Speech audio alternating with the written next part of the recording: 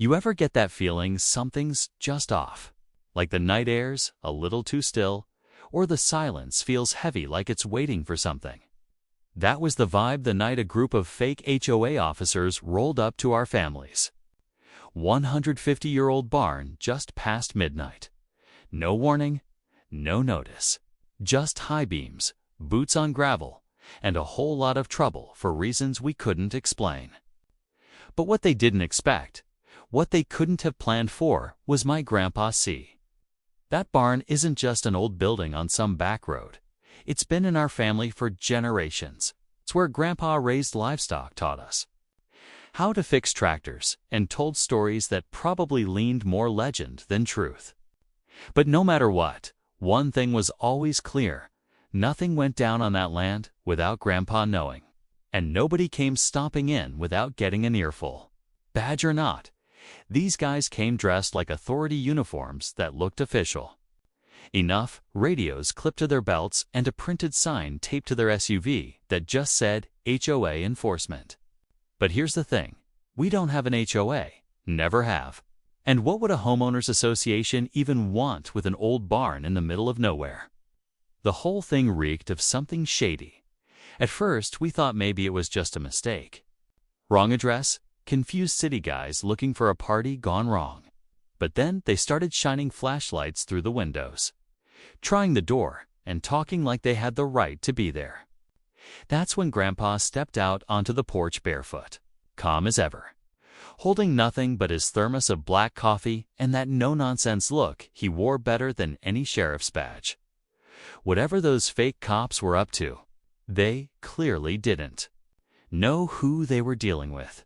And trust me, things got real interesting from there, because my Grandpa, he doesn't do intimidation and he sure doesn't back down on his own land. Grandpa didn't say a word at first. He just stood there, looking down at the so-called HOA officers like he was sizing up a couple of crows that landed on his fence. One of the men, the tallest one, stepped forward like he was in charge and started throwing around big words: property, inspection, code violations, unauthorized structures. All of it sounded official enough to someone who didn't know better. But Grandpa knew better. He'd lived on that land longer than those guys had probably been alive. He'd built half the barn with his own hands, and, more importantly, he knew we didn't fall under any neighborhood authority. No HOA, no governing board. Just good old county lines and a whole lot of history. The barn had stood for a century and a half. It had seen floods, storms, even a lightning strike that scorched the east wall but didn't bring it down. It had survived all that, but now we had these fake enforcers acting like it was some kind of code violation. Grandpa asked them one question: "Who sent you?" They dodged it, said they were following up on anonymous complaints. That was the first real red flag. Out here, people don't file complaints. They talk. They knock on your door. They bring over a pie and mention something in passing. There's no anonymous anything in a place like this. Meanwhile, I was watching from the kitchen window with my brother. We had the lights off, just enough space between the curtain to see the whole thing play out. Grandpa never even raised his voice.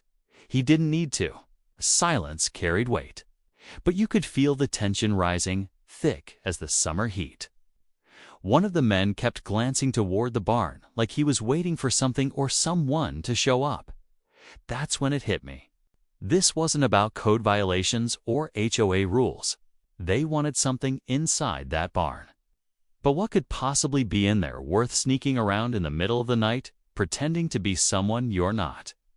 We didn't know yet, but something told me we were about to find out. The taller guy kept inching closer to the barn, talking like he was reading from some manual, while the other two circled back toward their SUV. It didn't make sense. If they were really here to check on violations, why were they acting like they were on some kind of covert mission? Grandpa finally stepped down off the porch and stood between them and the barn. Still calm, still sipping his coffee. He didn't need to raise his voice. His presence alone made them pause. That barn wasn't just wood and nails to him. It was part of our family's history, and no one, especially not strangers in fake uniforms, was about to mess with it on his watch. From the window, I could see one of the guys popping the back hatch of the SUV. Something about the way he moved it wasn't casual. He was careful. Too careful, our brother whispered. "What do you think they're looking for?" I didn't have an answer, but deep down, I knew it wasn't good. Nobody shows up at midnight pretending to be HOA unless they're hiding something. Now, here's where things get even weirder. Earlier that week, Grandpa had gotten a letter in the mail. No return address, just a plain envelope with his name written in all caps. Inside was a single sheet of paper with one sentence: "You can't hide it forever." We all figured it was some prank or maybe an old neighbor trying to stir up drama. But now, watching those guys snoop around the barn, that letter felt like a warning. There were rumors, of course. Whispers around town that the barn had once been used during Prohibition. Secret storage, maybe even hidden tunnels beneath the foundation. We always thought those were just tall tales Grandpa liked to tell when the power went out. Up the way. Those fake officers were acting like they were searching for something specific. Maybe there was more truth to those stories than we thought. Grandpa didn't flinch. "Whatever you think is in there," he said, slow and steady. "You won't find it tonight." The tall guy didn't respond. He just looked at Grandpa like he finally realized this wasn't going to be easy. The air was thick with tension. You could feel it in your chest, like the whole night was holding its breath. The so-called HOA officers stopped pretending to be casual. The guy at the SUV pulled out a crowbar and started walking toward the barn like he had every right in. The world. That was the moment Grandpa set down his thermos. No more coffee, no more calm. He stepped forward and said, "You take one more step and you'll regret it." His voice was still low, but it carried across the yard like thunder. We were frozen. At the window, I could hear my brother's breath quicken next to me. None of us had any idea what was about to happen, but something was coming, and fast. One of the other men reached for his radio, probably to call someone else in. That's when I realized this wasn't just a few guys out of place. There was something bigger behind this. Someone had sent them. And they were prepared to push past anyone who got in the way. The barn, lit by nothing but the moon and their headlights, stood like a quiet witness to everything unfolding. For a moment, nobody moved. Then the guy with the crowbar took that one step too far. Grandpa didn't shout, didn't panic. He just reached into the shadows by the porch and flipped the old floodlight toward the barn. Suddenly, the yard lit up like a stage, and that's when they saw it. The old metal hatch, just barely visible near the barn's foundation. Now, something none of us had noticed before. Not even my aunt. I'd played around that barn my whole life. All three men stopped, cold. Their eyes locked on that hatch like they'd finally found what they were looking for. That's when it clicked. This wasn't about property disputes or violations. They were after whatever was under that hatch. Maybe it was treasure. Maybe it was secrets. Maybe it was something way older than even Grandpa had let on. And then, just when I thought the night couldn't get stranger, we heard a sound from inside the barn. A raccoon, not the wind. Something moving.